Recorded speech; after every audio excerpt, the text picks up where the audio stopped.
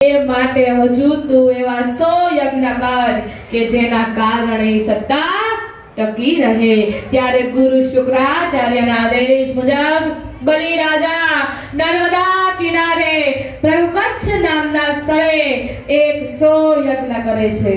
તમ નર્મદાયા સત ઉત્તરે બલે યરોજ વિસ્તરે પ્રભુ કચ્છ સંકને। બલિ રાજા નર્મદા કિનારે પ્રભુ કચ્છ નામનું સ્થળ જેને આપણે ભરૂચ નામે ઓળખીએ ત્યાં બલિ રાજાએ 100 યજ્ઞ કર્યા હતા। 100 યજ્ઞમાં એક યજ્ઞનો નિયમ કે બ્રહ્મ ભોજન કરાવી અને દક્ષિણા આપવાની। આવો એક યજ્ઞ એવા 100 યજ્ઞ કરવાના। અહીંયા વામન ભગવાન ફરતા ફરતા બલિ રાજા જ્યાં 100 યજ્ઞ કરી રહ્યા હોય ત્યાં આવી પહોંચે છે। અહીંયા બલિ રાજાને બ્રાહ્મણો ખૂબ વાલા હતા એટલે કહ્યું આવો આવો બ્રાહ્મણ દેવતા આપનું સ્વાગત છે।